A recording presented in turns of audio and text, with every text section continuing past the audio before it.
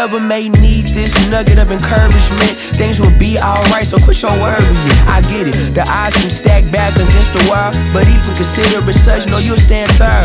Sat and watch from the sidelines one too many times. Wicked games to play make me wanna lose my mind. Found solitude knowing it'll be over soon. Ever need a boost, count on me for the 1-2. Trouble don't last when the tough get going. Baby, all we do is win, so show me my opponent. Adversity.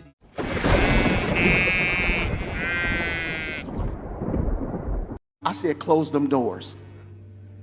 Ushers, close the doors. Close the doors. Close the doors. It's 1,000 that's watching online. This is a small seed. If I get 1,000 online to give this, if I get 1,000 in the sanctuary to give this, that's $40,000 tonight. Now, everyone up here, we've all sold and seeded, but I need everyone standing up here with us, with me, to plant a seed of $100. Because again, it costs to sit up here. And this is what I need you to do. If you're giving electronically, or even if you're giving tangibly, I'm gonna have y'all come to the altar and give it, because I need to see 1,000 people moving. Bring them baskets. I want the baskets up here. I want to see the folk. Y'all start moving. Y'all can bring it right now. Come. 1,000 people need to give $20. 1,000 people need to give $20. 1,000 people online need to give $20. All right, welcome back to the Bruise Clues podcast. It's Jamal again here with Sammy, continuing on where we left off. We're going to be in 2 Chronicles 31, so get your scriptures ready. Other than that, we're going to get right into it because we still got a lot to cover. Yeah. There is so much information on tithes and offerings, but it's a lot. It's a wealth of knowledge that we have to dive into in order to just debunk all of them that the preachers talk about. We're gonna be on this subject for probably the next couple months before we get into the next subject. We'll talk about the next subject once we get to that, but for the next couple months, for all of December and then all of January, it's gonna be tithes. But hopefully this is good information to tell your pastor, like, oh, I ain't doing that. I ain't going to give you 1,000 plus 1,000. I can't wait till you drop that. Sorry, guys. All right. I think we stopped at 2 Chronicles 31. You read verses 2. Let's skip to 4 and 6. Let's skip and read 4 and 6, and then we're going to skip again. Okay. So no 2, just go straight into 4 and 6. You can read. We can reread too if you, or if you're good, we can just We can reread. I don't mind rereading too. That way you can go into if you had anything to break down in your notes on that for him. Okay. I'll do 2 Chronicles 31. All right, and here we go. This is verse 2. In Yekhizik Yahoo. I'm sorry, that one I'm gonna mess up. What do you got for that name in yours? Hezekiah. That's what I thought, because in the Hebrew, in the Hallelujah scriptures, it's actually slightly different. I could say the one in Hallelujah scriptures.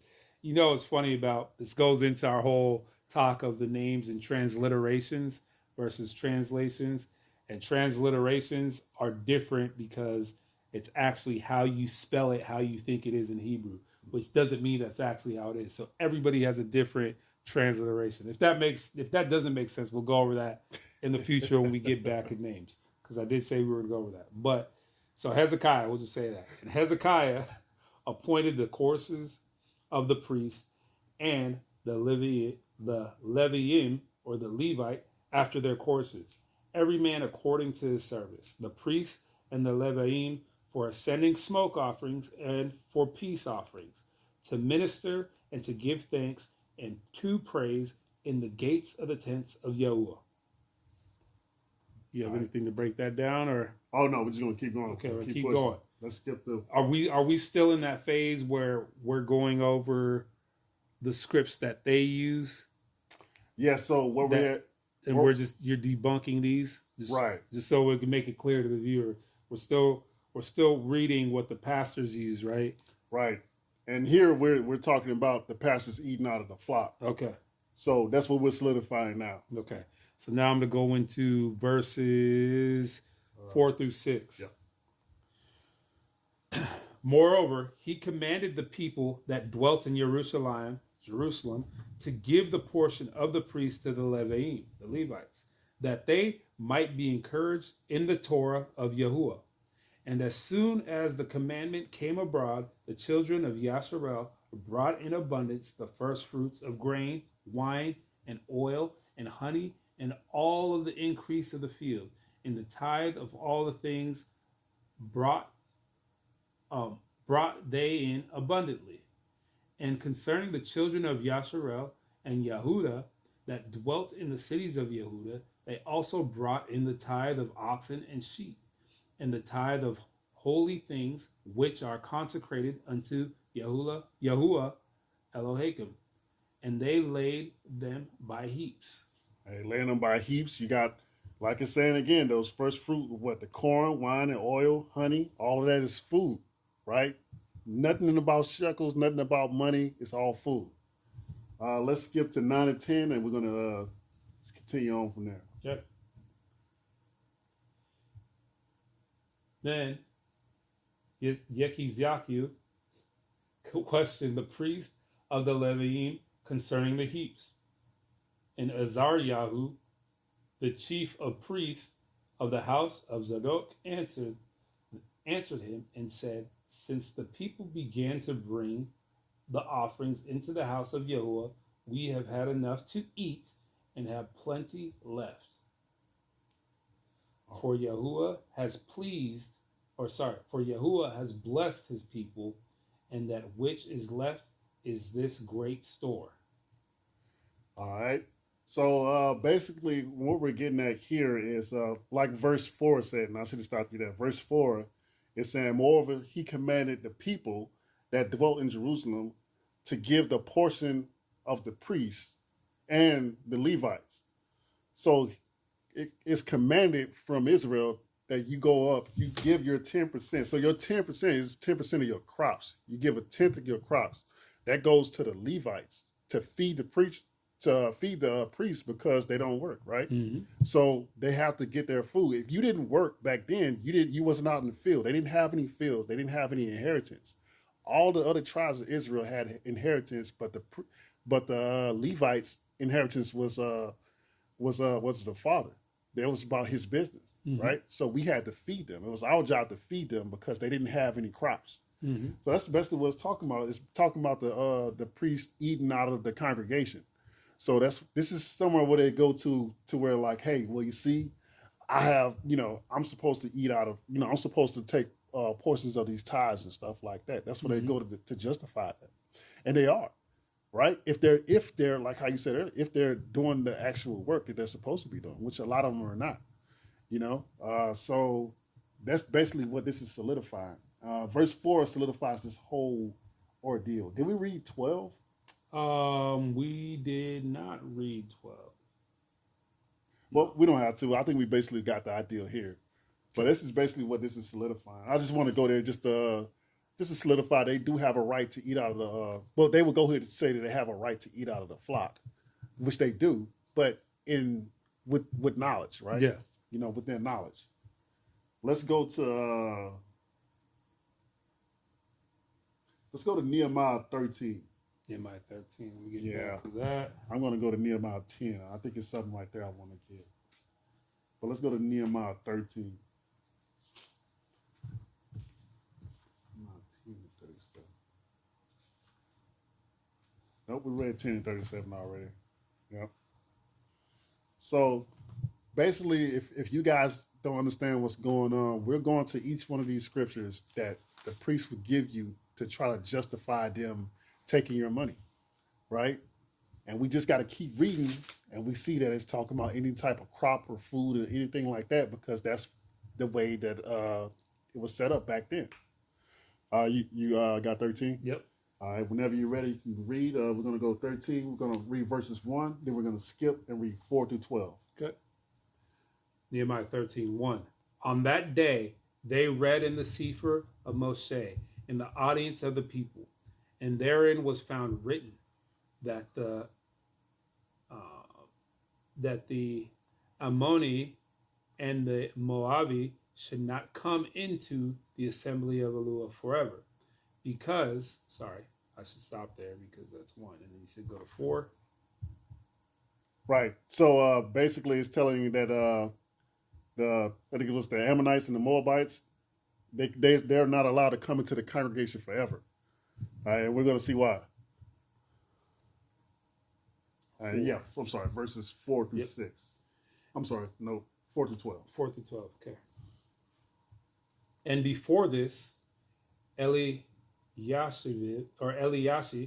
the priest of having the oversight of the chamber of the house of Arlua, was filled unto Toviyahu, and he prepared for him a great chamber, where aforetime they laid the oblations, the frankincense, and the vessels, and the tithes of grain, the new wine, and the oil, which was commanded to be given to the Leviim, and the singers, and the porters, and the offerings of the priest. So I want to solidify there too. Okay. He's talking about, because yours said oblations, mine says meat offerings, which is the same thing. Yeah. Just for the audience, the frankincense, the vessels, right? The tithes of corn, new wine, oil, which is commanded to the Levites to give to the singers and the porters. So the Levites, the singers, and porters are all in, part of the Levites.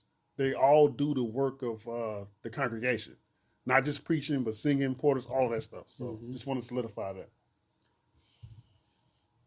And it's funny because when you even go into, I want to say, either Exodus or Leviticus, it actually talks about when they're doing the offerings and the priest eating of these things, right? Yep. Eating of the leftover portion or not to eat over the leftover portion, and all those different things, right? So like you said, it goes like you have to like literally understand what it's saying, and it was never about money. No.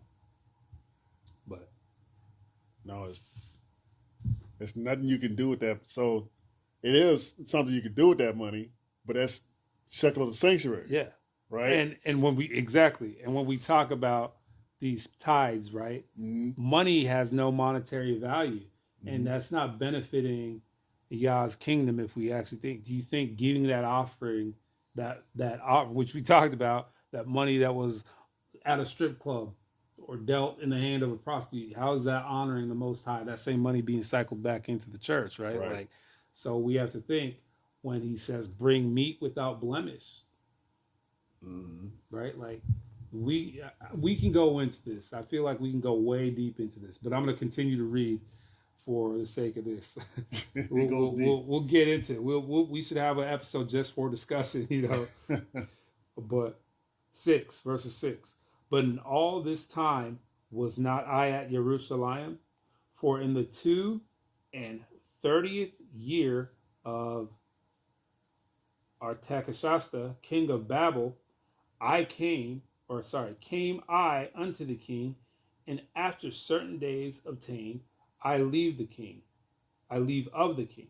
And I came to Jerusalem and understood of the evil that Eliashib did for Toviyahu in preparing him in the chamber, in the courts of the house of Elua. And it grieved me sore. Therefore I cast forth all the household of stuff of Toviyahu out of the chamber. Then I commanded, and they cleansed the chambers, and thither brought I again the vessels of the house of Elua with the oblation and the frankincense. And I perceived that the portions of the Leviim had not been given them, for the Leviim and the singers that did the work were fled every one to his field. Then contended I with the rulers and said, why is the house of Elua forsaken? And I gathered them together and set them in their place. Then brought all Yehuda the tithe of the grain and the new wine and the oil unto the treasuries. So what this is saying is basically the priests, they was having to work for themselves, right? So what they did was the storehouse, right? All these churches they have storehouses to store all the tithes in. So Israel wasn't paying their tithes. So the priests at that time, they had to rent out the storehouse to other people, the Moabites and the Amorites. They was renting out. And that's how they was making their money to provide for themselves. So what happened was they saw this and they was, this is how they cursed the Amorites and the Moabites to not come into the congregation forever. But what they did when they saw this, they I think this is Nehemiah, correct? Yep, Nehemiah. When they saw this, basically they basically corrected it. So got it to the point to where Israel's paying tithes again. They moved out. They moved out the people who was renting out the storehouse, kicked them out. They bought back in the vessels. They bought back in all the things consecrated to tithes and offerings, and they set that they set it back up again from that point. That's all this is talking about. And I might have chopped it up a little bit, but that's basically what this is talking about, right? They kicked out the people they was renting out to, yeah, and they moved back in all the vessels and all the stuff, all the meat offerings. Supposed to be there. Exactly, and then Israel kept bringing their offerings back into the storehouse again. That's what was going on. Israel wasn't taking care of the priest renting out the storehouse. So, we should be close to closing out now, but that's basically what this chapter was saying. Yeah, another good lesson. I think we're just going to continue to build, and I think let us know what you guys feel about what you're learning. Comment, please comment. Please, if you have any questions, if there's things you're not understanding, or if there's things that you want to add to it, like say, oh man, Sammy's doing a really good job, and I heard this somewhere, and hey, maybe check out this verse that actually proves that, or maybe like, hey, well, what about this and that? Please open this up for discussion. So we'll be checking back every time, and we'll try to respond to the comments, and we'll even try to bring them up. But thank you again for listening to the Bruised Clues podcast. Here, spending some time out of your day with myself and Sammy. Please continue to like, subscribe, and share, and email if you have to. I'll always drop that in. But thank you for taking a listen, and we're going to continue these podcasts. That was segment 4. We'll see you in segment 5. Be ready to learn. You got anything else for him, Sammy? No, man. Let's get this word. Let's get it. Just absorb as much as you guys can. We're trying our best to explain it. But just like I said, if you guys got any questions, just comment, and we'll get to them. Yep. Well, thank you guys again. It's Jamal and Sammy with the Bruised Clues podcast, trying our new segments, and we'll be picking it back up in segment 5. Thanks.